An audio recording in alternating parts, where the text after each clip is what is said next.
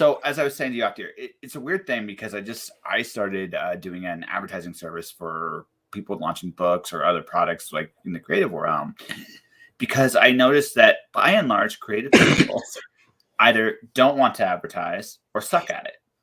And and honestly, in one sense, looking back, it's amazing that creatives aren't good at it, because marketing is, when you get right down to it, relationship building and storytelling. Yeah. And you are right, and writers, by any stretch of the imagination, already have one of those two skills automatically. They can tell a story, right? So so logically, you'd think they would be good at it, or right? But a lot of authors aren't, because I'm not really sure why. It's not a background. Go for it.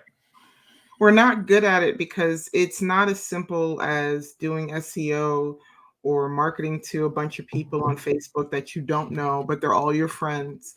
It's not as simple as just putting out a video link and then everyone's going to buy your book. There's a little bit of intimacy with outside thinkers, and you have to think where people are in order to get them to buy, that you don't think about. When you're writing, you're creating this universe and you're hoping people like that universe. So you're focused in that little genre or that little realm, right? And then advertising, you have to be diverse. You know what I mean? You have to talk to different people. Like, I'm from the Caribbean. I'm an African from the Caribbean. I'm not from the United States. So my perspectives are going to be different. How I come at people are going to be different. That's not something I can just put together. I can put a book together. I can put characters together, but that's not advertising. That's just me being creative in my own mind and space, right? I'm going to push back on that slightly. I disagree with you. Ooh. I actually think that is advertising, because here's what you're doing, okay? You're coming up with a story, right? Let's assume your goal is to be a writer for a living, right? Let's just say that that's your ultimate goal, okay? Then isn't your book isn't your books kind of like a rehearsal to come back and do another book? And if that's the case, then and they always say a good book is the best advertising. Why? Because it shows you're good at the job. You're coming up with a presentation. So that's one perspective. Here's another one. Why do you like the stuff you write? Yeah, I love the stuff I write. It's up my alley. Why? Because I'm a paranormal author, by the way, paranormal romance. And that's what my book's about. And the reason why I like it hones in on a couple of things that I'm very familiar with. I'm a very spiritual person, not too religious, especially in what Americans consider like Christianity or whatever.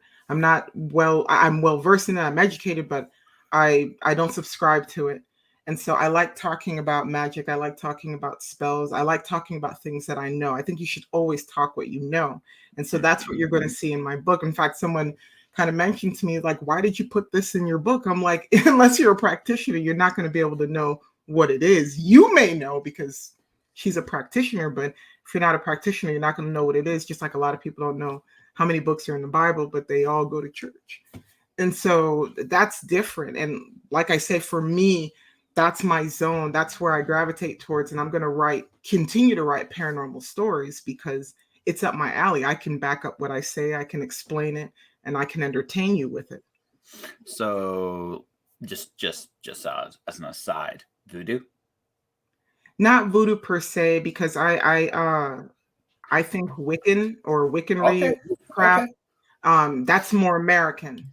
I don't really dive into voodoo because no one will understand it. I dive into that because I understand what that is, because living here, you got to get with the tribe that's here. You can't, bring your tribe with you from the Caribbean. So it's more Wiccanry. It's more on Northeast. I mean, not Northeast. Yeah, Northeast, like the Boston area, not Salem. Okay, Salem has been done. But it's that kind of magic, that North American magic that's slightly touched upon in the story, because I understand a little bit. And I still want to push back at you a little bit, because I just think you have a unique background, and I say this like in a good way, right? You have a unique perspective. Why wouldn't you try to stand out? Because I got your 6, boy. I got your 6. Here's why you don't want to stand out in that realm. I'm not with any particular church. Let's use that word. It's a safe word. I'm not with any particular church, so I don't want to step on any toes. I know for a fact that if you were to describe voodoo in a wrong way, you might have to watch your back, right? So I'm assuming the same rules apply here. And even the plot or the place in the story that I'm talking about, it's a real village south of Scotland called Rennington Village in Alnwick, Northumberland, United Kingdom.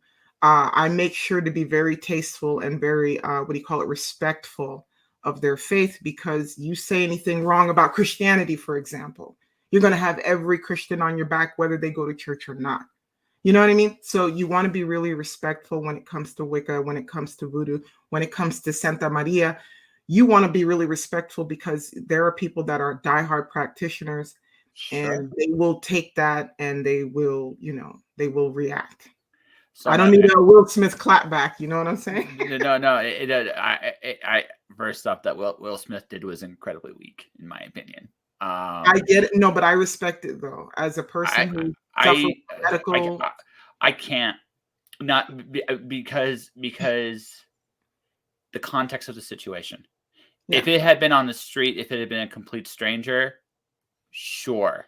You're in a comedy club with famous people that have been roasted for decades. Not just like that wasn't even the worst roast that night. So and here's the other part of that equation too. Mm-hmm. Let's say Chris Rock was Joe Rogan. You think Will Smith gets out of his chair? I don't. That's what is fascinating me about this whole situation, because I even wrote an article supporting Will Smith, not his action, but the intent behind it. It's amazing how much energy people are putting towards this, and it's two Black people, considering all the black and black crime that happens, and no one gives a hoot, right? No one cares. It's not. That's not why. It should maybe it should. There's definitely a lot of like crime in that regard, right? But it's the context, because Chris Rock did his job. Like whether you like it or hate it, whether you think the joke was in great taste or poor taste, that really is not the point. Like in that context, in that environment, he was doing his job, right? Whether again, agree, disagree, poor joke, right? So my thing is, if you're gonna go into an arena, like any kind of arena, right, where this is the norm, if you're gonna come in and you're gonna get roasted, all right, somehow, some way, you're as game to be roasted as anybody else, and you get roasted. I mean, you know what you stepped into. Now, I'm not going to say that feelings weren't hurt. Like I'm not saying that. But when you look at it in terms of the context of what he did, right? Yeah, right, wrong, and different, nature of the beast of that environment.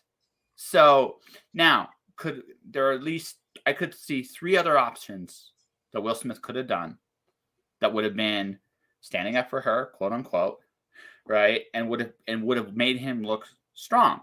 Instead, right? And the first one was walking away.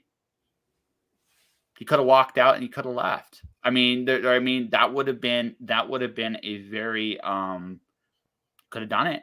Could have said something to him on from the stage, like, please don't talk to my wife, like she's like, want to like say something like that, so that again, that's 2. 3, Jada herself could have said something. She was there too. So they're like 1, 2, 3. Instead, a bigger guy went after a smaller guy on the stage and slapped him. Right now, right here, like I said, and my question on the flip side is, if that had been a woman that told that joke and Will Smith had gone up, would you be saying that? If it had been a bigger man, a much bigger man, do you think Will Smith would have gone up there, or someone that is capable of taking care of themselves? Well, can do. Mm-hmm. And finally, and here's the other question: what if the guy was even smaller? Would Will have been right in any of those situations? For them, I don't think he would have been. So if he's not right in any of those situations, why is he right here? And that's why I think he looked incredibly weak when he did that, because Jada could have defended herself. He didn't do that. like I said, walked away, could have done something else that would have made as profound a statement. Or hell, he could have waited until the show was over and had that conversation as well. That would have been a lot. Then, that again, those are things that could have been done. Right now, again, the feeling. Here's the problem though, and I respect your opinion, but I can't deal with ifs. Ifs is like, a different realm. I can't deal with ifs. I can only deal with the facts. I've been following Will Smith since I first came to this country. Okay. And I've adored his work. I've adored him as a person. Everybody knew that he had like some mental imbalances from things in the past, and I'm not going to dish his business because it's not my place. All I know is that in the past, when Chris Rock has done this before, because this is not an isolated incident, universe. This is not an isolated incident. Excuse me. Chris Rock and Will Smith, they've been friends for years. And when Will Smith got together with Jada, Chris Rock has always had an opinion, and he's always voiced it at different arenas, whether he's at a comedy club or at the Oscars before. He's done it before. So people, just like you and I, right? We're human beings, right? Things build up. And Will Smith told Chris Rock before the event, please don't go there with my wife, because Jada was dealing with a medical condition. Alopecia affects Black women differently than it does, I think, a lot of other people, because there's some history behind it with regard to good hair. And Chris Rock did a movie about good hair. He did a movie a decade ago. Oh, sure. I don't know. I've seen it. Oh, you've seen? Wow. I've seen it. He knows how sensitive it is. He's interviewed a lot of African-American women with regard to hair, with regard to some of the issues that they experience with hair, because we're trying to acclimate in a society that is dominated by whites. And I don't want to get into the racial stuff, and I don't want to prolong this conversation, except to say that no, I know, but the fact of the matter is, there was dialogue before about Chris Rock. You need to stop. People have warned Chris Rock he needed to stop. He still went there, and he went there with a sensitive topic that a lot of Black women are supporting and standing behind Will Smith, and I'm one of those Black women. When it comes to Jada Pinkett Smith, okay, I understand what you're saying. She could have defended herself, and that would have killed the situation. But this is where culture comes into play that a lot of people don't really understand here, because the United States is a melting pot. So a lot of our cultural values that we've had in the East, they don't really fit in the West. So we forget about it, or you don't hear about it, and so you don't think it exists. But even in my culture, if someone were to do something like that to me, something worse would have happened to that person. So when I see Will Smith smacking, and smacking means something really big in the Caribbean, because we have a lot of European influences from the UK, a lot of European influence from France, especially where I'm from, Creole town, Haiti, whatever. And so I'm from Haiti. My mom's from Haiti. But the point is, there's a lot of influence. When you slap somebody, it's a declaration. Just like how, you see in those old Musketeer movies, you're declaring that you're very serious about something. He didn't punch him. He didn't kick him. He didn't get, to me, grotesquely volatile. He made it very clear that, I told you to stop talking about my wife several times before the Oscars. You chose the Oscars, a public event, to expose my wife when she's been really emotional about her alopecia situation because of medical issues that she's dealing with. And then you made light of it when I told you. It's like me telling you, Josh, hey, Josh, I feel this way about voodoo. Please don't make fun of voodoo. And then you make jokes about Serpent and the Rainbow, which was, filmed in Haiti. That to me is like you're stepping the line if we're friends. If they were acquaintances, if they just knew each other, I don't care if he's short, tall, white, Black, female, male. Will Smith is 100% wrong. But they were friends. And friends, if you and I were friends, we know each other's touch points if we were friends, right? If I cross that line, I'm gambling our friendship. And there are risks to that. Sir Isaac Newton even noted that. There are risks when you go there with people's emotions. So I'm not excusing what Will Smith did, but I understand it from a cultural perspective. And my stance is going to be on culture first before anything. Well, the only thing I'm going to say is again, first off, I think this is typical on the street. Yeah. I would agree with you a lot more. I would legitimately, if this was on, no worries, I would agree with you a lot more. I would I would agree with you a lot more. But like I said, in the context of that environment, what Rock did was acceptable. Okay. Right. Yeah. Because the other thing too, this is the future too, right? And the other thing too, maybe again, not discussing whether the joke was a good joke, a bad joke. Right? Yeah. That's not the debate for me. And from a personal standpoint, I thought the joke was shit. To be perfectly fair, right. But that doesn't matter. To me, that doesn't really matter because again, this was a public forum where people and honestly, where people get seriously roasted. Like honestly, compared to previous roasts in the past, that was light. Was not a hard shot compared to what it could have been. But Right. let me ask you something. So explain the Columbine incident. Explain Timothy McVeigh. A lot of people in America, there's a lot of bullying laws and bullying, right? Sure. Federal laws, because people go there, they make the jokes and they think they're innocent or they think it's entertaining, right? No, just hear me out.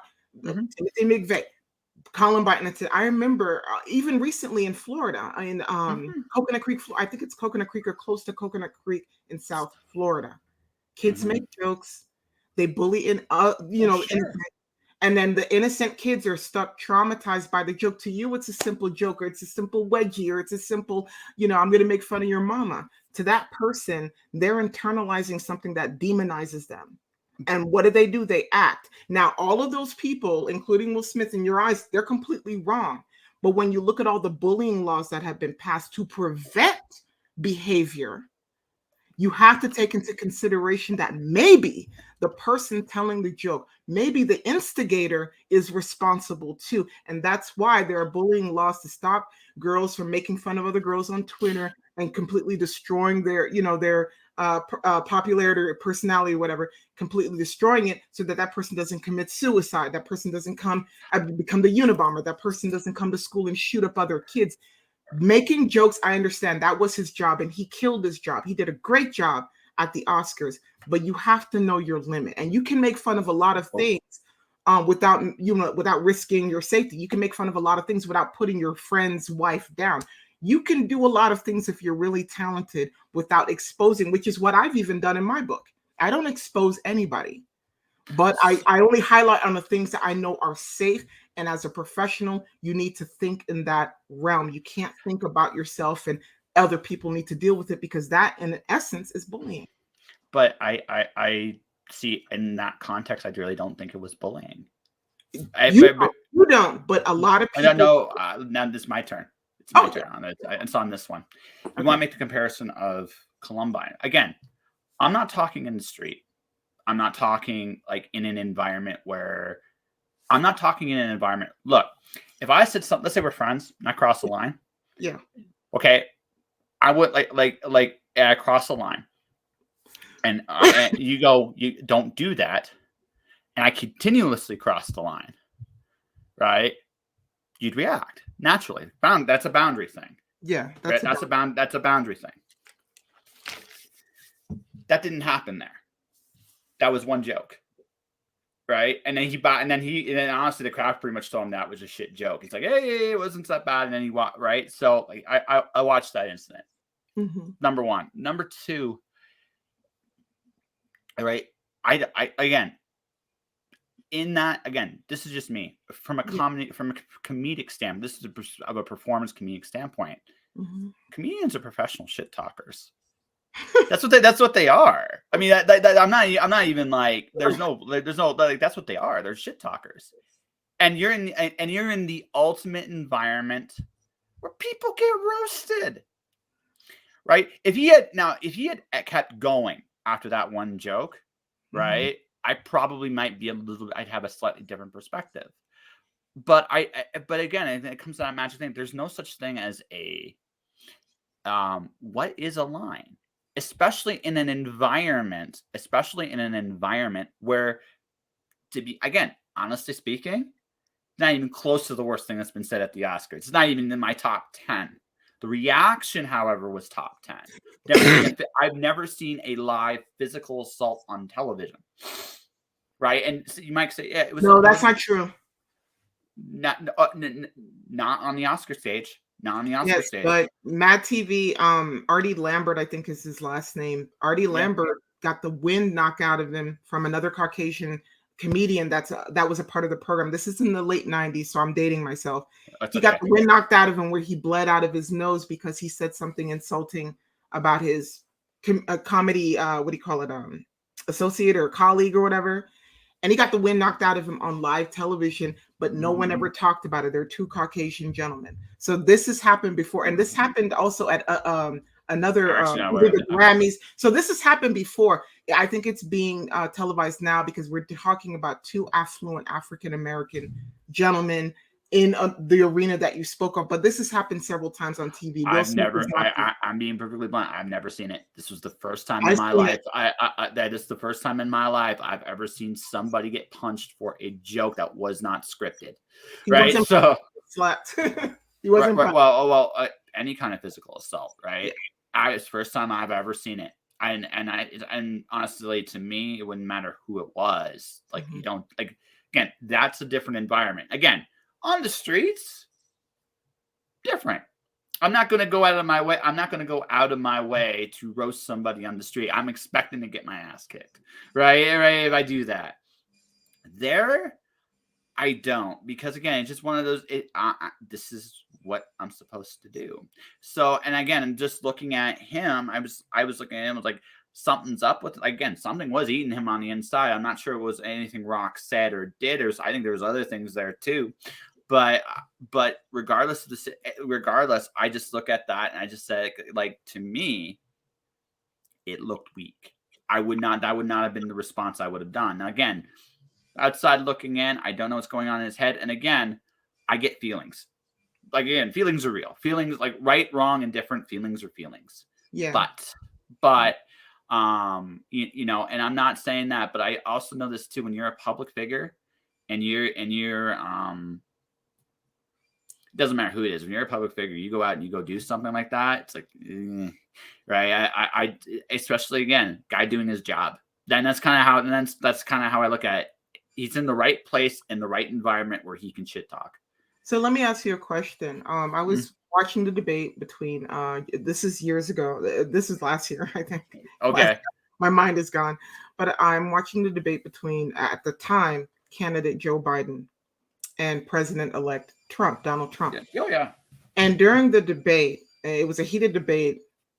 Then candidate Biden told Donald Trump to shut up. Yeah. A lot of media outlets that one night, after that, they never talked about it again. But a lot of media outlets said that that's not becoming of a presidential candidate, simply because using the word shut up and that mega arena, right? When you're running for president and the entire world is watching who's going to be the next leader at that point in time, he used the word shut up. And I remember recording it and thinking to myself, no other presidential candidate, even when what's his name, Clinton was running for a second term, no other candidate has ever done that. They've never gone below the belt. That's below the belt to me for that arena, right? Because different arenas require different protocols, you know, in terms of behavior. So what do you think about that? Okay, there's a lot there.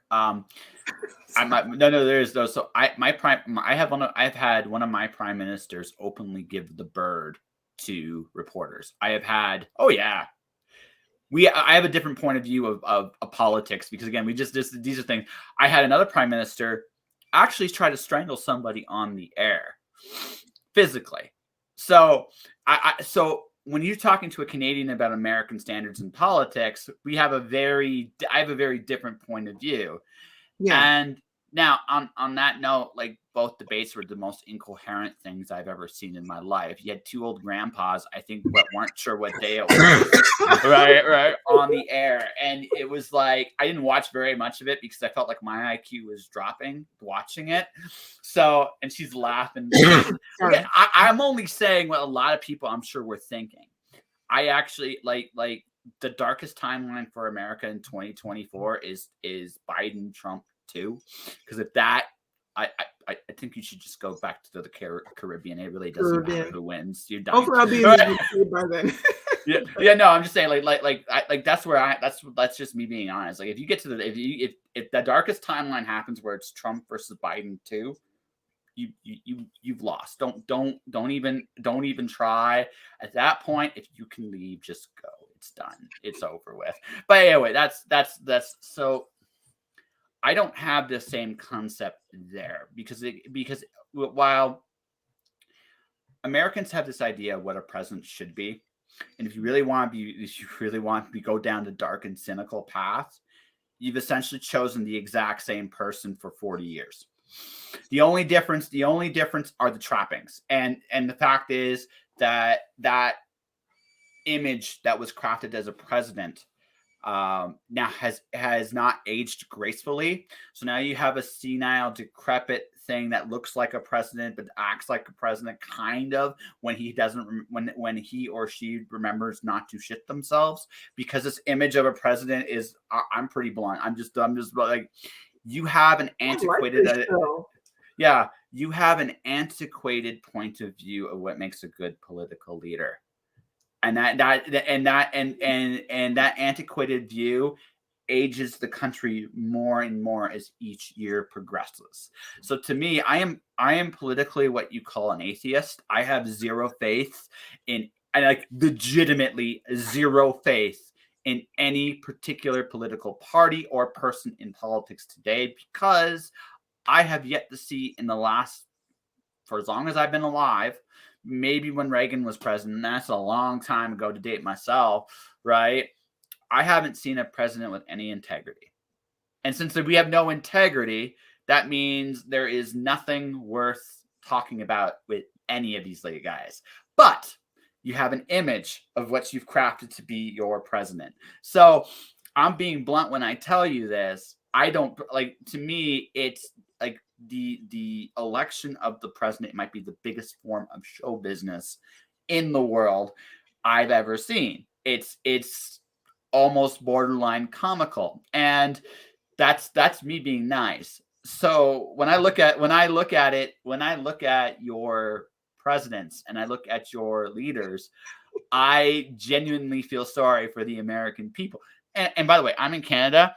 My leader dressed up in blackface. So to put this in perspective, yeah, we got our own problems up here. Like I understand why Canadians drink as much as we do. Just looking at our leadership, I realize why we have an alcohol problem. But that is all of which to say, what's important to me when I look at people is that they're themselves. Yeah.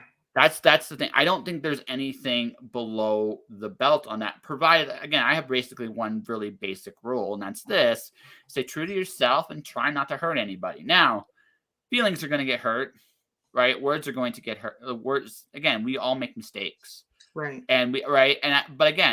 But since my politicians have no integrity, I'm not surprised. I know Biden told them to shut up, right?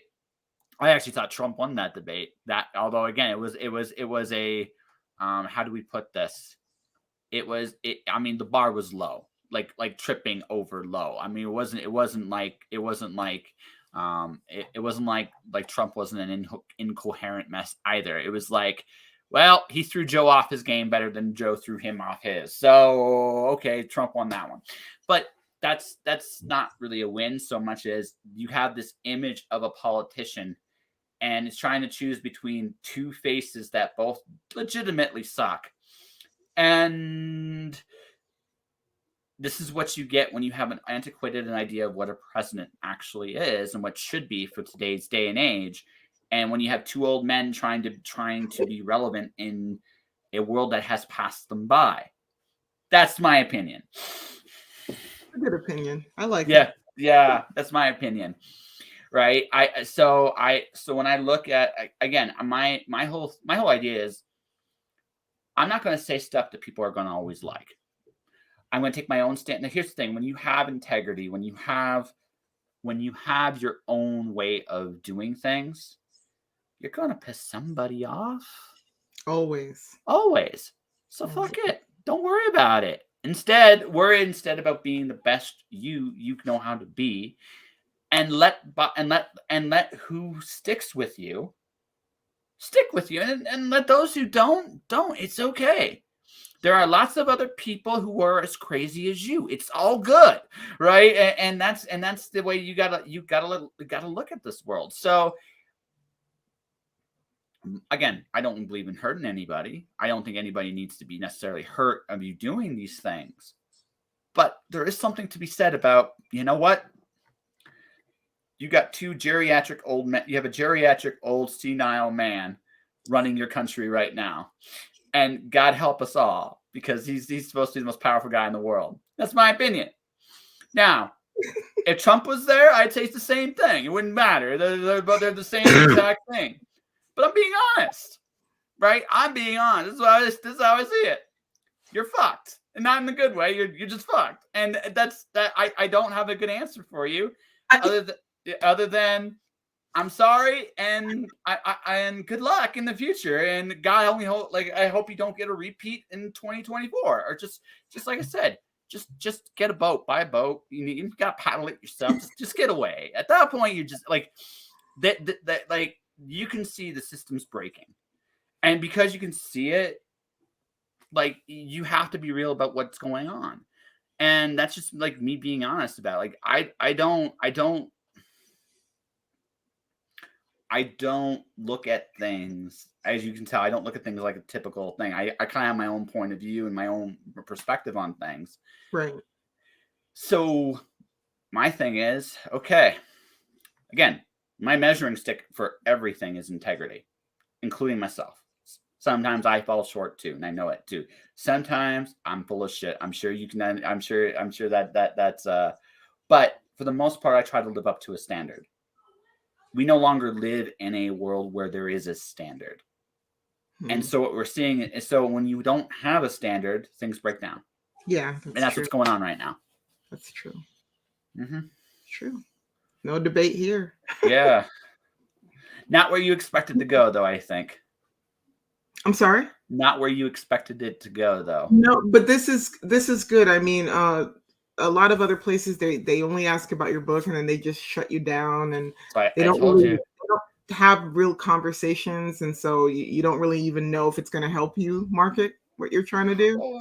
So, I mean, this is great to have dialogue, because at least, people watching it will know a little bit about me. That's not about my book. That's not about, marketing anything. It's just me, and this is how I think. Oh, yeah. Again, this is the best form of marketing.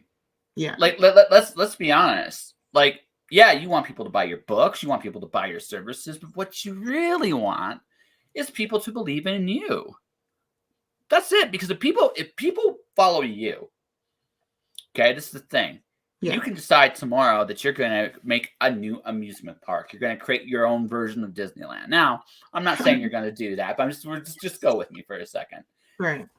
You might do that, but because people have faith in you, they'll follow you. Yeah. Then the next time you might decide that you're going to build a rocket ship to Mars. That's way more possible than it was, 20 years ago. Fuck it. You might find a way to do it, right? And then the next day you might decide to become a synchronized swimmer. Now, again, all these things sound like left field things. If I'm about supporting your books, your products, those would be left field things. Yeah. If it's about you and it fits where you are and who you are, then it doesn't matter where you go. As long as you're true to yourself, people will follow you. That's cool. Yeah. You like that? Yeah, it's cool. I like that. Yeah. So that's why this show is the way it is. Like I said, I warned you up front. It's like, are you sure you're prepared for this? And then it's like, I'm holding my own. I'm holding my own. No, I'm not saying you're not holding your own. It's like, I know what these shows are like. It's like, are you sure? Are you really, really sure about that? Okay, well, yeah. Holding my own. But anyway, but that's okay. That all said, can I ask just here's probably the closest thing to the lamest question I'm going to ask you for this whole interview. What does the PF stand for? Priscilla Fiona. Priscilla Fiona? Mm-hmm. So is that your like actual first two names? No, that's my grandmother's name. I'm honoring her memory. Okay, that's cool. So here comes the second lane question. I lied. There's a second lane question. So do I call you Miss P? Do I call you PF? Do I call you what? Okay. I just that way if I do have this conversation and I do have to use your name somehow, some way. It's like, what do I call you?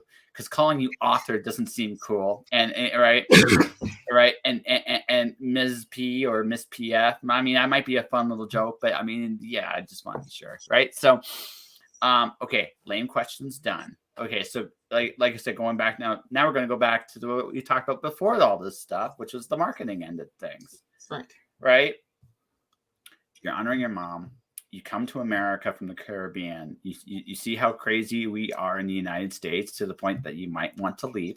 I got like a little hunch. It's like maybe it's a little nuts here, and that's cool.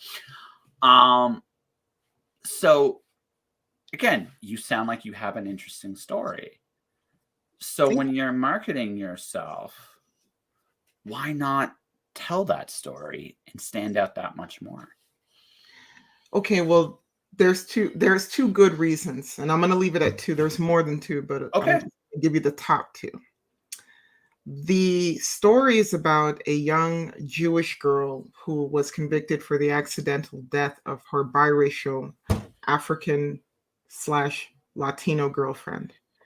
And when you are a Black person from the Caribbean writing about anything with regard to a different culture, let alone the Jewish culture, which is probably one of the most powerful cultures in the world, people are going to be very, very skeptical.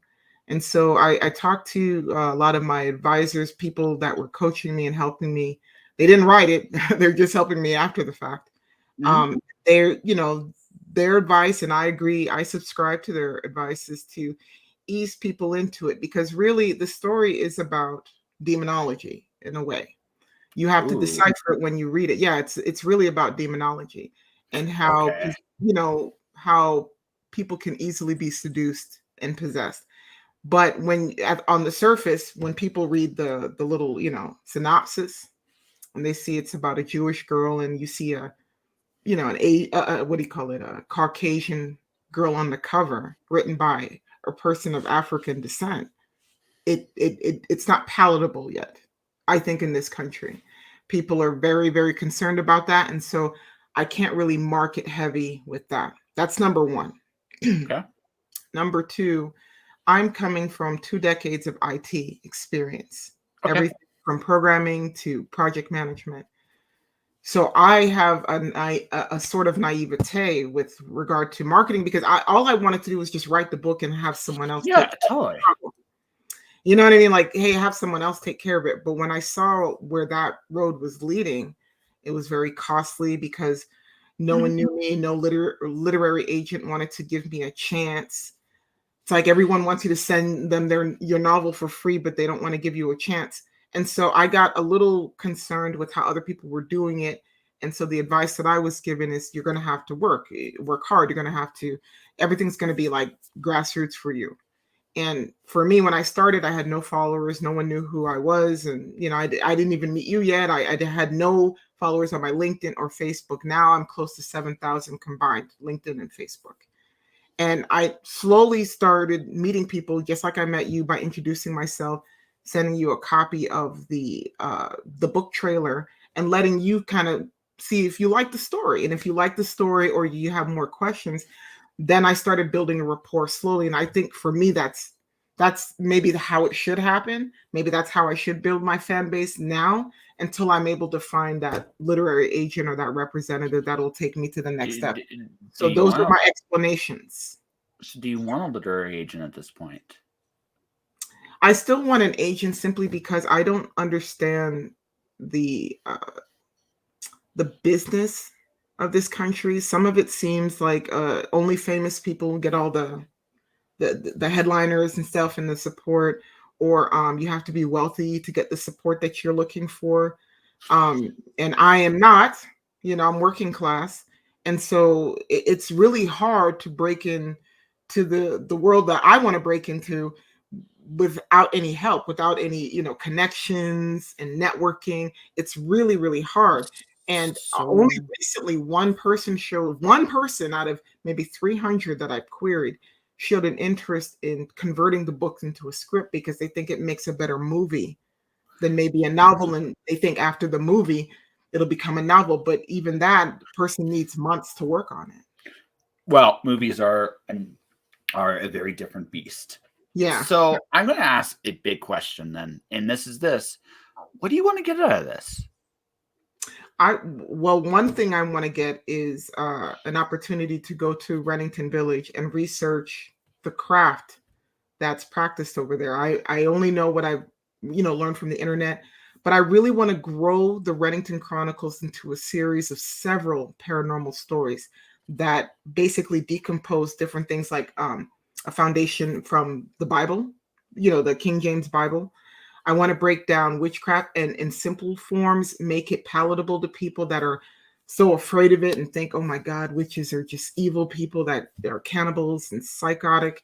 That's not what it is. It's, to me, it's more pure than some of those religions that I see right now that are killing people in honor of their religion.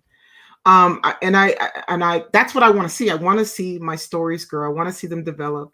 I want to also bring in other minorities, people of a protected class, because I'm a protected class business owner using my business, the Reddington Chronicles, as a way to help other people break into writing or break into the art world in some creative fashion using my business. So that's where I want to see myself in a couple of years. Okay. I'm going to try that again. But this I want to be very specific in terms of your writing goals. Okay. Because we'll talk about some of that other stuff down the road. I'm not saying it's not important, but for this particular, to help you out a little bit, I want to go just here. Okay. So writing wise, you see this as a book series? Do you want to develop it for television or video games? Do you have those goals as well? Or do you just want it to be a really great book series? There's nothing wrong with any of your answers. I'm just very curious, like, how you visualize this going forward. Oh, I visualize it two ways. The first thing is I do think it would make a really good television production. You want television, okay? Yeah, it's number one. I think with all the junk that we've seen, Stranger Things, this, and with all the stuff that you see on television today, it's not palatable to everyone. It's not inclusive enough. And so in my story, it's very inclusive because I'm an immigrant. There's immigration problems in the story. I've dealt with politics working for government. There's a lot of that drama in the story. And then, of course, LGBTQIA+. There's a lot of everything in the story, and it's tastefully crafted where it's not saturated within one niche. It's like all over, even, respecting the military, which I greatly do. It's in the story. And so I can see this turning into a very good series, number one. Number two, the main character or the anti-hero in the story, his name is Dr. Nolan. I would love for Stan Lee to turn him into one of his comic book creations. Yeah, unfortunately, there's no Stan Lee anymore. There's no. I'm sorry. See, I didn't know. Yeah, but I would love for Marvel, because Marvel is still here, yes, to turn that character into an anti-hero. I think that Dr. Nolan, the way I crafted that character, because he is a demon. I'm just going to let you know the secrets out. He is a demon. But the way he uses his powers, the way he conjures his magic, I think would be very, very cool as a comic book. So anyway, I mean, this is you asking me, and you're no. I'm listening to you because I want to know what your goals are. Okay, so still, are they always going to be paranormal romances? I guess is my final question on this, and I'm going to give you some feedback that you want. I'd maybe give you some pointers and things of that nature. The paranormal romance is book one. I want to turn it more into a paranormal thriller going forward. The romance is nice because it pulls in all those romantics that like that kind of stuff. But then I do want to get into like thrillers and maybe a lot of historical, because there's a lot of, like, if you look at my LinkedIn, there are a lot of things that happened throughout history, and I want to kind of connect it with the story, with this bewitched town, simply because of where it's located in real life. And so the goal would be to stay with paranormal, but maybe change a little bit of the subgenre as the story progresses. Okay. So I have a few thoughts for you. Okay. A few of them. I'm not saying traditional publishing is wrong, but what I want you to really sit there. The publishing industry is changing literally underneath our feet as we're talking. Okay. Right? For example, Do you know who Brandon Sanderson is? No. Okay. He's a well-known fantasy author. He just did $41 million on Kickstarter for 4 novels next year. That is more than what he will get for any advance from any publisher. Now, it is Brandon Sanderson, not just anybody. But even so, the idea very much is it's very possible for you today to go out there and create your own funds with your own stuff. It's very possible. So what I am going to tell you is that not every book should be traditionally published anymore. Just shouldn't be, because not the publishing industry today doesn't serve every genre well. So knowing this, right, the question you need to ask yourself, if you do want to be traditionally published, which places serve you best? And that is research you're going to have to do. So that's the first off. The second off, you're going to do it yourself. If you're going to do this yourself, right, then you're going to have to then build it over time. And there's lots of little things. Like if you decide to go Amazon, there's BookBub, there's lots of other like little tricks. And yes, marketing is expensive, but it's also part of the business too. Like realistically speaking, like I said, I'm starting my own little advertising, little biz for publishing and stuff. Like, and I literally just, if you saw my LinkedIn page the last couple of days, you see I've done some commercials for an author. They've done pretty well. They've gotten some more clicks on their websites and stuff like that. So it's done some things already, and that's not too bad. I can actually see the results of what I've done. It's definitely something that's really, really good. And I'm making my own little commercial tonight, because now my challenge is, how do I get people's attention? Right. And that's a real thing. But once I have people's attention, right, find the writers that want to build their own thing, advertise, and build something that they want. We can find a way to do it. And that's something I just realized that I can do. I have the skill set to do that. So that's one. But you got to make a decision. And this is just you. If I'm going to get traditionally published, who can actually service me? The other question is, how fast can you write a book? Because if you write the books fairly quickly, indie publishing might be your best option. Because indie romance, for example, indie thriller as well, do better on it. Like you can do that if you get your system nailed down. You can do that better than a traditional publisher can today. It's not always the case, but in a lot of cases, yes. So you have options, lots of them. It's more than I'm saying right here. What I think you need to do before you make a real step one way or the other. Again, if you want to go traditional, there's nothing wrong with that. But understand that only so many places will serve your story well. So you need to find those places, and you then do what you've done with me. Hi, how you doing? I'm PF Felix. I am awesome and made of cheese. Here's my stuff, right? And let's have a serious conversation about that. It's one, right? Now, option two, you do the same thing, except it's not to potential readers. Hey, I'm author PF Felix. I'm awesome and made of cheese. Here's my book. It's amazing. Buy it, right? And right, slightly different message, but basically the same idea. Right. And or maybe you crowdfund, you go to Kickstarter or Unbound or somewhere else where we're crowdfunding. It's like, hey, can I get 100 people to buy my book? The answer is yes. You can do fairly well in that environment. So, and all of those environments can get you television deals or video game deals or merchandising options, right? They're all viable, right? It's all about what you want. So I'm going to go full circle, right? Figure out exactly what you want to accomplish with this series, and then ask yourself the next question, which is this: which path serves you best to get to that spot? It may not be what you think it is.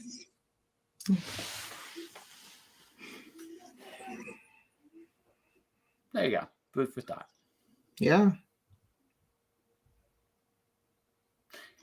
See, the other thing you got to realize too is that everything we do, the more specific you are with your goals, the more the path opens to how you achieve them. That's how it works. Yeah. Right. That's just how it goes. So if you're gonna do that, right, whatever. Again, I don't think there's such a thing as an impossible goal. I really don't. I think anything can be achievable. But forget what defeats most of us is how do we do this thing that we really, really want to do. So for me, for example, I want to get more people to come and use my advertising model. So how am I going to do that? Well, I have to get people's attention. That's the solution, right? So now, do I go like this? Do I go? So what I'm probably going to do is I'm going to film myself interviewing myself, right? And go, it's time to plug your book, and then do like a. Did you ever watch The Simpsons when you were a kid? Yeah. Yeah. Okay. So one of my favorite jokes in the early Simpsons run is Homer and his brain. Right? I love Homer and his brain, right? So I would do a voiceover for my brain, and my brain would be like, so you got to promote your book here. And then there's my voice, but I don't want to. I just want to create and do my thing and be left alone. But that's not how it works. There's lots of good books out there. You need to put yourself out there. Shut up, brain. Don't make me intimidate you with fear. Just telling you the truth, and you just like you're like a strangled, like just like. And then I say something really stupid on the air, and then my other version of myself goes, okay, and then I do my spiel about the fact that no one wants to advertise, and I can advertise for you. But again, I get your attention, and you seem to enjoy the Homer's brain thing, so I'll keep that as a note for the future. It's like that's funny, right? But that's the idea. Like, I have to get people's my challenge right this minute is I'm going to get people's attention, but I don't just want anybody's attention. I want the right people's attention, right? Because I don't want someone that's going to come to me and go, hey, I only got so much money for this, so this is what I'm going to give you because I'm just going to go like this and move on because I know what my worth is, right? But I also, again, I know who I'm going after. I know what I offer. I know all of these magical things. So then, why not see about going to get those things?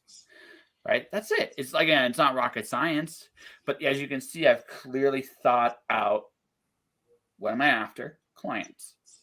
How do I get them? I have to get their attention first. That's also showing what I can do with my product, which I've done. I've proven that already. I have a proof of concept that people can look at. Yeah. Right. And all of this to say, right? I've specified everything I want to do. Now, I'd like a client because if I have a client, a lot of my problems just go magically away. But that's it. Because once I get the first, I'll do a good job. I'll get the second, and I'll get the third. I'll get the fourth, and then I have a problem having too many clients, and then I might do other things, and I'll probably find ways of getting my ass in trouble because that's just how it goes. But again, I've specified my goals very, very clearly. And because I have those specified goals, there are steps for me to go and achieve those goals. It's no different with you, with your writing. You have a novel series. You have a series you want to expand and go in all these wonderful places. But have you thought through how is the best way to get there for all of us, right? That is something you need to go, because again, this is something a lot of authors don't think about right away, right? Because it's like, hey, I just want to create, and that's wonderful. But if this is a business, not per play, that's a different discussion. But this is a business where you want to expand your wonderful, magical little empire. So suddenly, you have your own throne, and it's got its own bedraggled jewels, and you got people carrying you everywhere because you're that awesome, right? Because you're that awesome. You had to think about the path to getting to that point, because it never happens by you can find success by accident, but you can't keep it unless you have an idea what you're doing with it. Right. And it's no different than anything else. You have to have a very specific goal, and you have to specifically try to think about how you would go about getting there. Life might change your directions. I have a joke. How do you make God laugh? You tell him your plans, because that's a great way. That's a great way to. But the fact is you have a specified goal and you have an idea of how you're going to get there gives you a compass point. And the world has this tendency to put you in those directions. So Those are my big and wonderful thoughts for the moment. Okay. What do you think? I think a lot of what I learned earlier this morning, because I'm in a program to expand my business. And before they provide funding, you have to go through all of these classes. And one of the things that that I've been made aware of is that I don't really have a team. And that's why I thought the literary agent or some literary representative would be helpful, because it's not easy to trust people with your marketing. It's not easy to trust people, especially with so many failed efforts that I've had with Fiverr, which is a freelance platform, and Upwork. A lot of people, they overinflate their skill set. And when you look at the finished product, you're like, that's nowhere near the requirements I gave you. And I was really specific. And so they're like, you need a team. They're like, you need to find your team really quickly. And I'm like, well, how the heaven am I going to do that? So when you're talking about it, it just makes that conversation come to life. Yeah. So I think your plans are good. It sounds like you have your team together, but for me, I'm just the writer, and I'm trying to put everything together. No. I'm just a writer today. And I'm trying to put all of that together. But for me, it's a lot about trust. I really have to trust who I'm working with in order to believe in them and then believe in me and us create something great. So here's, I guess, then the last thing we'll talk about this, and we'll move on to your fascination with demons, because I have a theory, but we'll get to that. We'll get to that in a minute.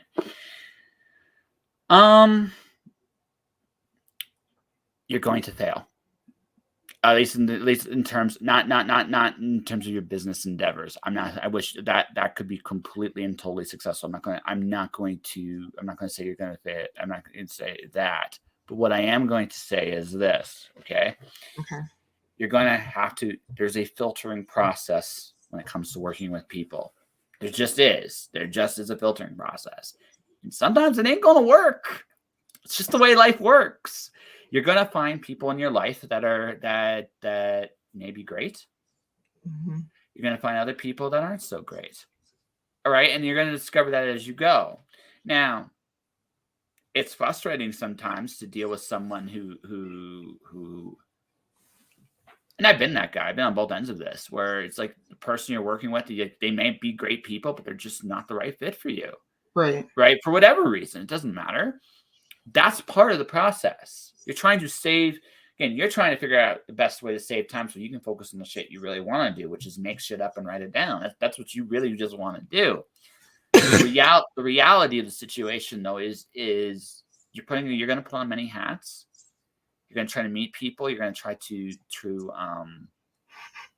interact with people. Yeah. And some of them it just ain't going to work. And you have to accept that that's part of the process. This is not a perfect world. You're going to meet people. I know it's shocking. It's shocking to say this, but I'm not a perfect person. I know, a big ego, like giant thing. Unbelievable. But the thing is, right? We all have our, like, nothing works according to plan. Nothing works according to, like, you have to, I was hoping to have a client by now, right? And I got my proof of concept. I don't. Why? Because I haven't gotten enough people, the right people's attention. That's what it comes right down to. So I got to figure out how to do that and do it quickly. I have some ideas on how to do that, but we'll see if they lead somewhere or they don't. Right. And I might fail on that endeavor too. Right. So the worst case scenario is maybe in a week, I'll have to start looking for a job at a Starbucks. Okay. I have a coffee addiction.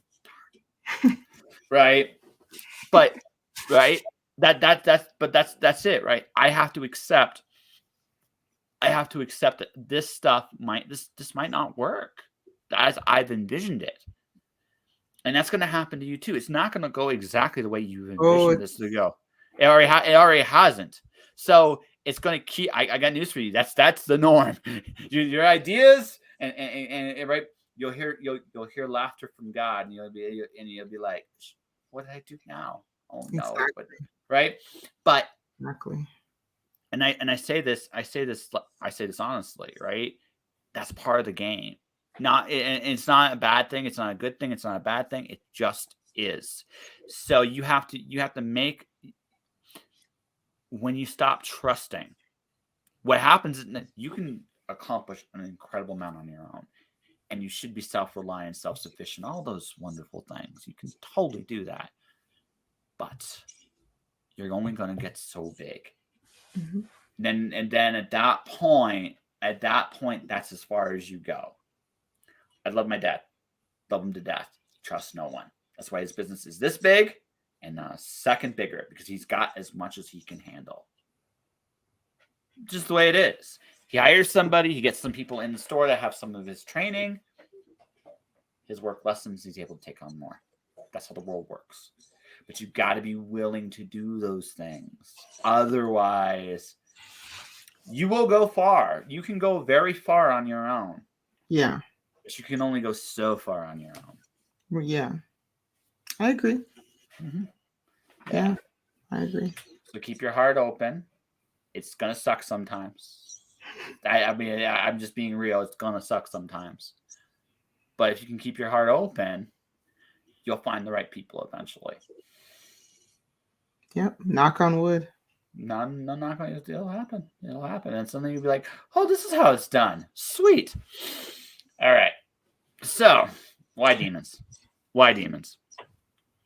Why demons? Yeah, why demons? Why are you writing about demons?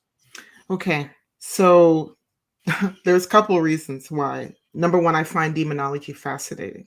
When you think about everything from Lucifer to Baron Samedi, which is very, very popular in New Orleans, right? Mm-hmm. The guy with the top hat. When you think about their journey and what brought them to where what we know of them now, it's always a tragic, beautiful story. It's almost, I would equate it to the story of Macbeth, William Shakespeare's Macbeth. The fall, or what they call the fall from glory, is pretty much the human experience. And so when people think of demons, they're visualizing Freddy Krueger, they're visualizing some grotesque looking monster that, everything they do is inexcusable and they should be damned in hell. But when you think about the human experience and someone who's been in prison, and God knows, the stories that, you could hear with that, and they become this monster, I almost feel like sympathy for that. So I like to write about demons, but not from the perspective of they're this evil monster that needs to be vanquished, but almost like they're having a human experience. And that's why I created this story.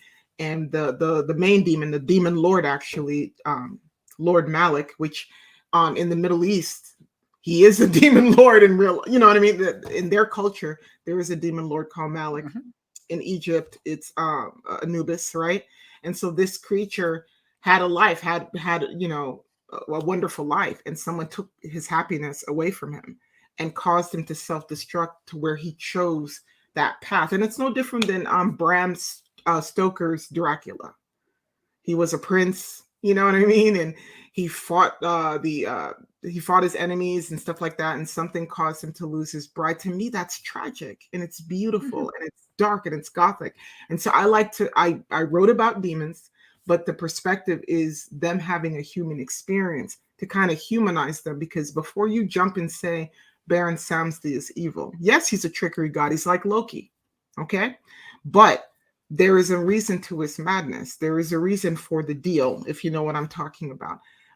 It's because of what that person experienced. And so this is just me kind of humanizing them in a way. And that's why I love it. That's why I'm so fascinated by it. Because I see that happening to real people too. So that's why. So you a fan of Milton's Paradise Lost? I've never read that. Someone brought that up to me not too long ago, because most of the stuff I read are from my culture. It's very much to cast the devil, probably in his most human iteration, because he's rebelling against God. It's a touching story. It really, really is, and it's about why he fell from heaven, and that devil is human, feels incredibly human. So. I have an interesting. So it's not the answer quite expected from you, but like for me. Oh, what were you expecting? Well, considering your fascination with the occult, I imagine that you had some interesting experiences that way, right? And that usually tends to color some things as well. So that's what I was expecting the answer to be. The reason why it's not about voodoo, right? Yeah.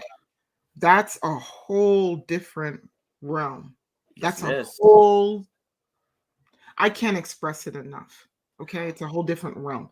Um, I don't touch upon that in book one. It's going to gradually come in later stories simply because I don't think people are ready for it. Number one, I think Wicca is more palatable. It's more acceptable in Western culture.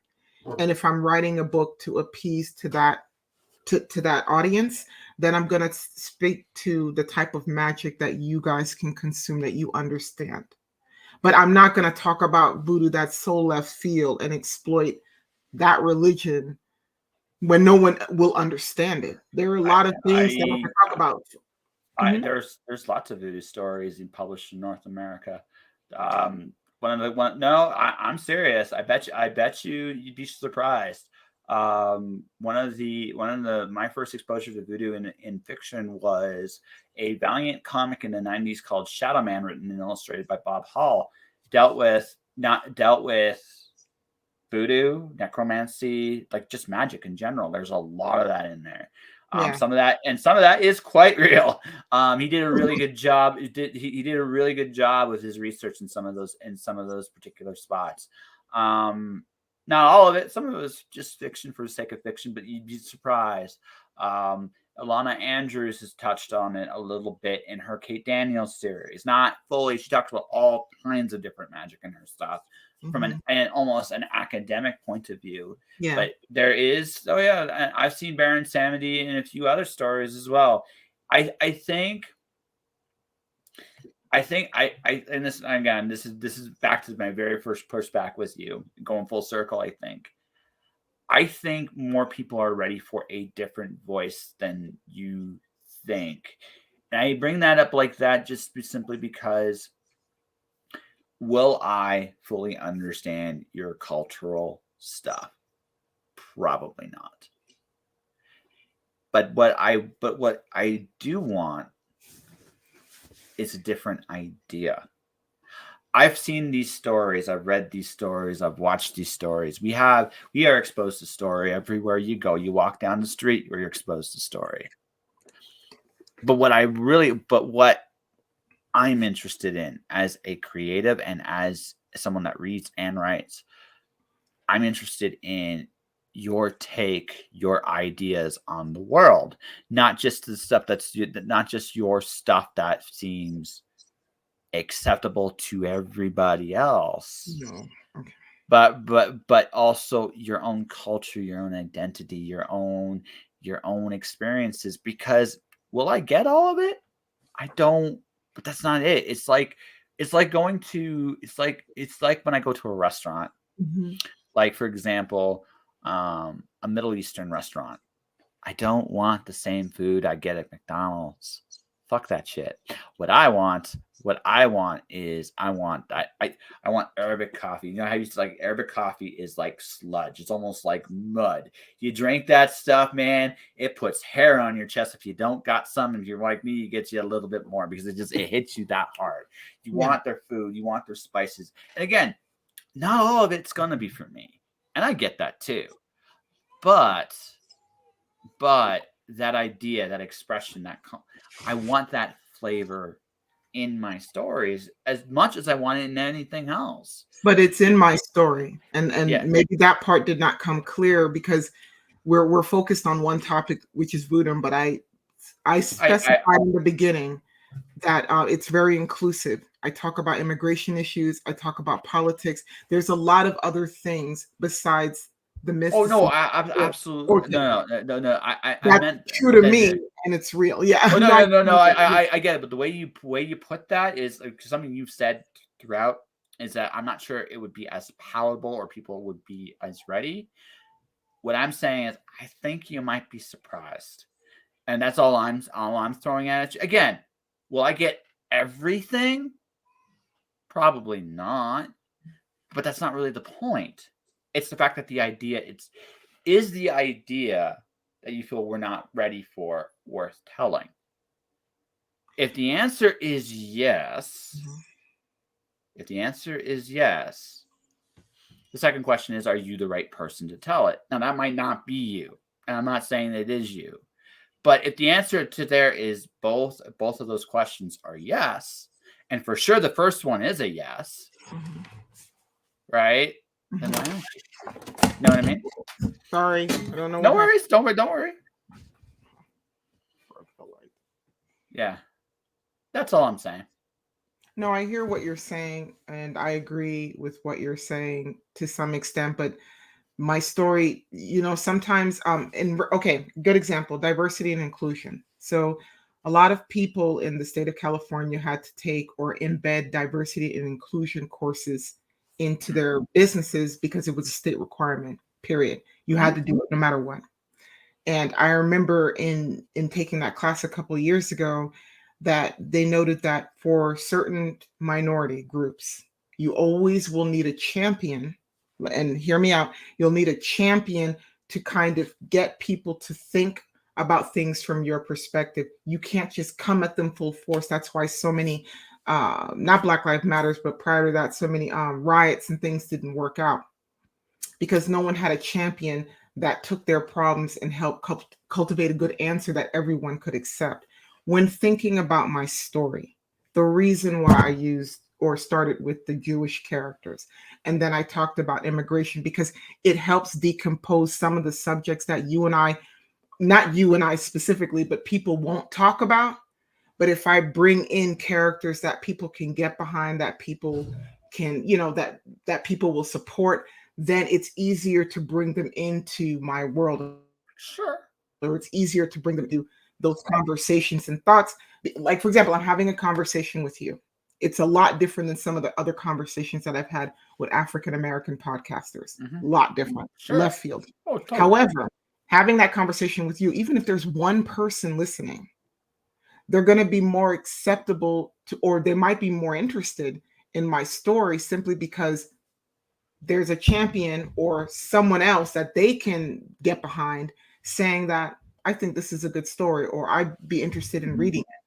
It's a lot different when you're dealing with just people in your group, right? And just people that you know, or just your environment, and then you write about your environment and people looking at it and they're like, okay, this is voodoo, I don't understand it, I'm not touching this book, I might get cursed by a demon or something like that, because people do think like that. Sure, but if I write a story and it's about this, innocent girl, and she gets set up, she's convicted, but instead of going to prison, her mother, who happens to be the mayor, a powerful West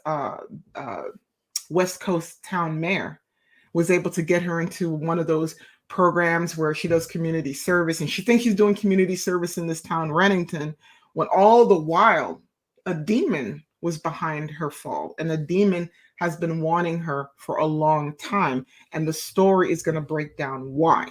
So the whole journey in the story is to figure out, why is this demon after this girl? What's the secret? You're going to have to go through the story, and you're going to see a lot of sacrifices happening. You're going to see a lot of things happen. At the same time, you're going to see a lot of powerful people that should be doing the right thing make wrong moves. And then you're going to have to challenge yourself. Who's really the monster? Who's really the demon? Yeah, Joe Biden may be a bad politician, but he's still a person, right? But then you're putting down someone else from a different country simply because Joe Biden says to do so. Who's really the bad guy here? And so that's what you read in the story. And that's why I use demonology, because we're so focused on the Freddy Kruegers and the Jasons and whatever else, whatever other monsters are out there. But the real monster is in you and me. Oh, I feel that that's something that definitely has been touched on in today's age for sure. Mm-hmm. Right? The biggest monsters don't look like monsters. They look like people. Right? Yeah. Right. Yeah. And I'm not a big Bible person, but one of my favorite quotes in the Bible is, "Beware of false prophets, for they may look like sheep, but reality are ravening wolves." Yeah. All right. That's a very real thing. It happens all the time, and it amazes me. I learned in the last 2 years how it could happen, and I learned something from that. So it definitely You know, it definitely made me realize some things, but that's neither here nor there, really. What I guess what I will say is there is something about, and again, this will be I think our last stop before we get to the end of the conversation here, and that's Oh, this, right? Not that I haven't enjoyed our chat. I hope you've enjoyed the chat as much as I have. Yeah, I've had you laughing a few times, so I mean, it's definitely I definitely laughing throughout. yeah. I'm just me, right? Yeah. So, what I will say is, so I wrote an epic poem, Alice in Wonderland, Greek mythology mashup. Ooh. Very cool, right? Yeah. Not everybody's going to buy that. Mm-hmm. Now, I'm going to turn this back to you. Don't worry about this. I've been pushing back on you gently throughout this conversation, and hopefully you've taken it to be the best of intentions. I'm not never. I will never denigrate anybody going on their journey they feel is right for them. I'm just simply asking you some questions to think about the choice on the things you're doing, because it's good to have at least some different ideas from time to time as well, right? That's all I've been doing. So if you feel, like I said, I hope you don't feel like I've been picking on you, right? So I'm a big girl. Yeah, you know, hey, you might be again. I don't want you to feel like I'm been this preacher coming down from my pulpit and telling you what is right in the world and give me money for the collection. No, that's no, sir. no, sir. So here's the thing. I wrote an epic poem. It's got some illustrations to it. Oh, cool. Right. It's kind of cool, right? It's a cool idea. And the idea is Alice opens Pandora's box and the Cheshire Cat goes inside her head. That's what happens when she opens. Yeah, very cool. Like cool concept, right? Yeah. You're right. It's a very cool concept. I've written 2 of these stories so far. Yeah. Now, I know it's a niche. I know for a fact that not everybody's going to want to read an epic poetry style story about Alice in Wonderland. Now, to be fair, I haven't been able to market the way I want to because of financial stuff. I think if I did a couple things, I think those books would do very well.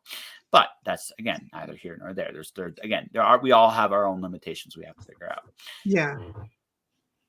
But here's the thing. And this is where it goes back to you. I'm not worried about the people who aren't going to read this book. I don't care. Like, I don't care if it's 100 people. I don't care if it's 1,000. I don't care if it's 10 people. I don't care. What I care about is simply the fact that I want the right people to read my stuff. Not everybody, but the right people. So I'm going to ask you, and this is where I go turn this back on you. Mm-hmm. If you were to write a voodoo story, someone would read it, would think they'd be cursed by it. Do you really want them to read it? I want everyone to be well-versed in every religion out there, simply because if we're going to live in a world where lives matter, Black lives, Asian lives, then you have to educate yourself a little bit on on their lives. Totally. I can't really say I get behind Asian lives matter if I see my Asian neighbor, which I do have an Asian neighbor, and I disrespect that person. But as soon as there's a lives matter phenomenon out there, I'm right there saying I care. You know, it's like that old adage. How can you love a man you don't see, but hate the man you see every day? Same adage. And so for me, inclusivity is everything today, or it should be, especially with the LGBTQIA+ community. It's inclusivity is the name of the game today. So I would like even the most ignorant person to at least pick up and read the synopsis or the back of the book, simply because the more you learn about someone, even if it's just a little bit, you know what I mean? The less, I think, discriminatory you'll be, the less ignorant you'll be, and the more receptive you'll be to inclusivity and inclusion. And inclusion really it's the name of the game. You have to accept people for who they are. You don't have to learn everything about them, but learn enough. And so to answer your question, I would want that ignorant person to read my book, or at least pick it up on the newsstand and get 2 cents out of it, and then move on with your life, because I really think it'll help. Okay. So in my experience, learning about other cultures comes down to 2 things. Mm-hmm. Food, right? Yeah. Right? And swearing. Go to somebody and teach you how to. I can swear in 8 different languages. You think it's terrible. It's true. You go to somebody, right, and say, hey, can you teach me how to swear in your language? There's like a little bit of that. And see, even with you, look at you. I love that reaction. Like you're shaking your head, but you're trying not to laugh because you know deep down on the inside what I just did. It's like, you're bad. You're so bad, but this is so fun. You see what I did? You see? Yeah, I I see what broke you down. did. Yeah, I broke Like, down. I hit a universal truth about human nature, and that's this. Okay, you're gonna tell me to learn all the different things. I'm probably not. Frankly, I just don't have the lifetime to do it. But you can figure out a way to get me to have some fun and play with you. We'll be friends. We will right. totally be friends. So again, the way I did with the dirty word thing, just made you laugh and chuckle. Yeah. Why? Because it's a simple approach and it works, and you know it works too, right? So here's what I would say to you, and I say this gently. I wouldn't worry about trying to get everybody to read your book because because I think honestly, again, this has nothing to do with your message and nothing to do. I get the idea of trying to educate. You want empathy for all, and that is a notable, laudable goal. I think it's a great goal. But you also got to realize, too, this comes back to something you said earlier about not being ready. You don't get people ready by going easy on them. You make them ready by having as many different ideas out there as possible and let people make their own decisions. That's the nature of freedom. Now, is everybody going to make the quote unquote right decision? No, of course not. But that's not what this is about. Like life, to me, going back to something I said about integrity, I measure a person based on who you are. You have integrity, principles, obligations, and stuff. Okay. Do you keep that to them even when it's tough? Because that's a very different answer, right? When things are good than when things are bad. Right. Right. That's how I measure, and that's how I measure people. I don't measure people any other way. Right. Maybe they make terrible mistakes. And here's the other, and the ultimate final thing I do is I also realize, and this was a shock to me too. The world doesn't see things the way I do, PF. The world doesn't. And it was a very hard pill for my head to take. It was a very, very hard pill. But two thoughts, and I had two wonderful thoughts though, and it made it a little better. My ego still takes a beating from time to time, but I smack it around a little bit. It's good. The first is this: I can't judge other people based on what I've seen or done. I don't fully understand the situation. I might think certain things just based on certain things, but I will make my own judgments. But that all said, I'm also a big enough man to admit I could be wrong. And because of that, right, I will never fully condemn somebody completely either, right? I want to try to be understanding and compassionate, even if I don't fully agree with your actions.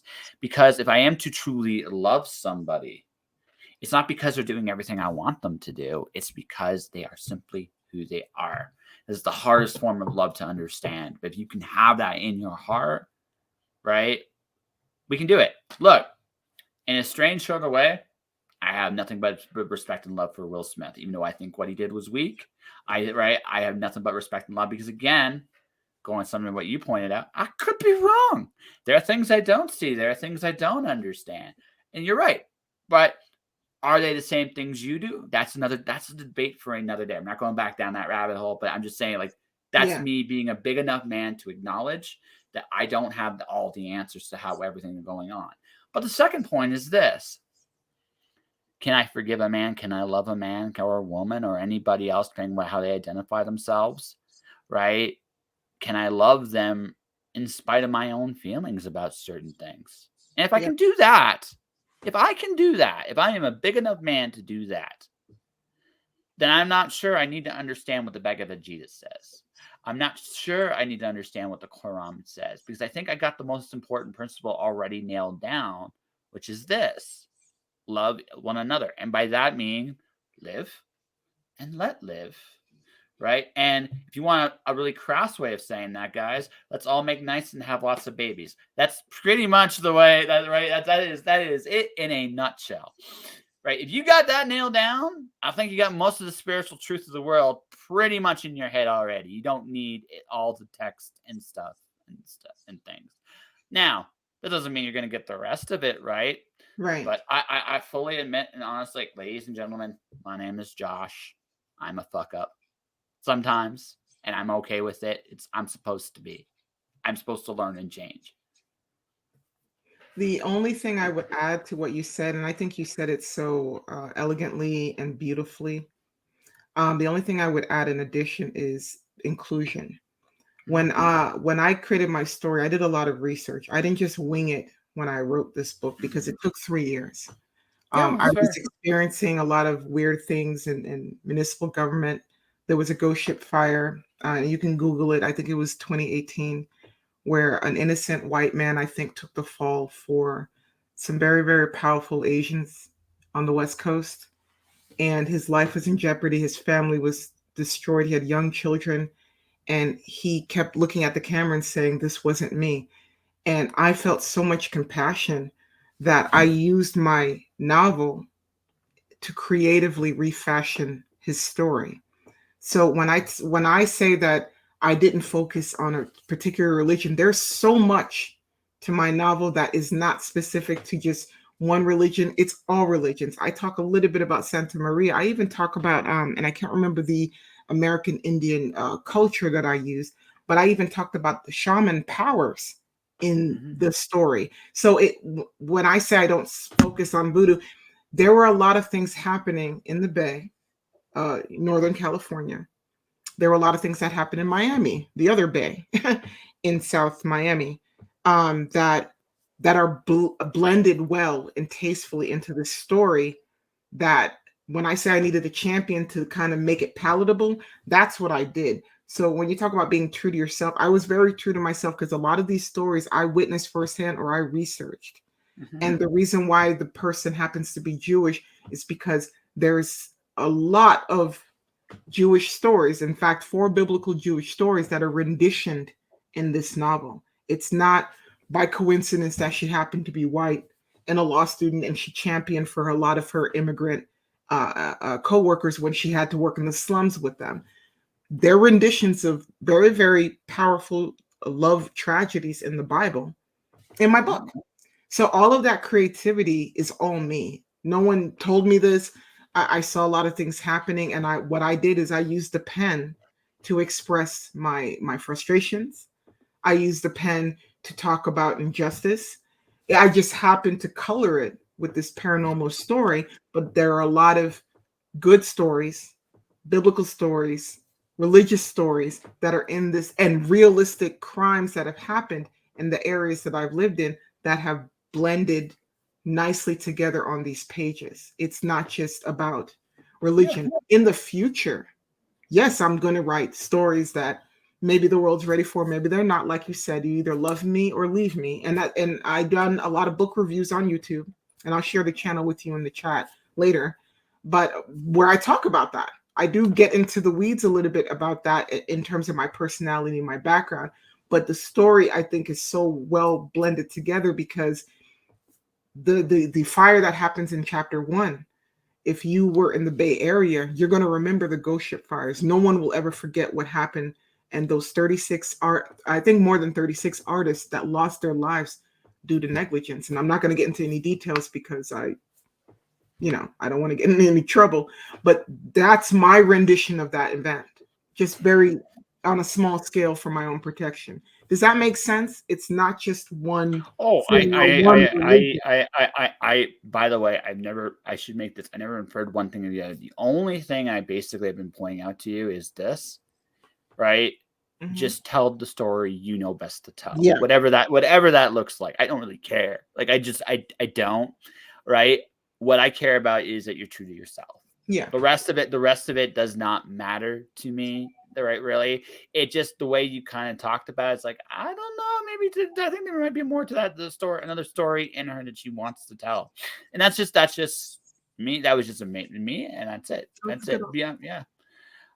But on that note, I think we have an interview here. What do you think? I think we have a great interview. I'd love a copy of it because I'm going to feature it on my website. and on LinkedIn. Well, no, you can have LinkedIn. I'll put it on Facebook and my website.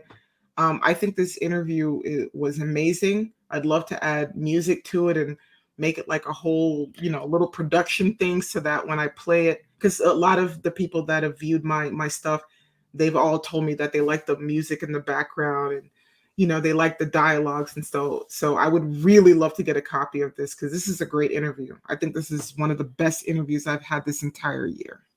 Well, thank you. So we have an interview. On that note, so let's wrap this up. Now, normally I mentioned that you should plug your stuff. So this is the part where you plug your book. What's it called? Where people can find it, and where people can find you. Yes. So sorry about that. I don't know what's wrong with these allergies. They just keep coming out of nowhere. Okay, so my book is called The Night Professor. It's book 1 of the Reddington Chronicles paranormal series. You can find me on either pffelix.com, that's pffelix.com, or reddingtonchronicles.com, and I can provide that information in the chat. In addition to that, in my website, if you click on where to buy or books sold here, that's it'll take you to a web page where my books can be found on Amazon. Amazon is selling my books here and in Canada and in the UK. So is Barnes and Noble's, Books A Million, and Walmart, and a couple of other places. All of the links to where you can purchase my book are on my website. So if you're not comfortable or you forget where to search, you can go to my website and see it. In addition, if you go to my website, you'll see a lot of my prior interviews, press releases, book trailers. I have 3 total right now, 2 book reviews, and just stuff that I'm doing.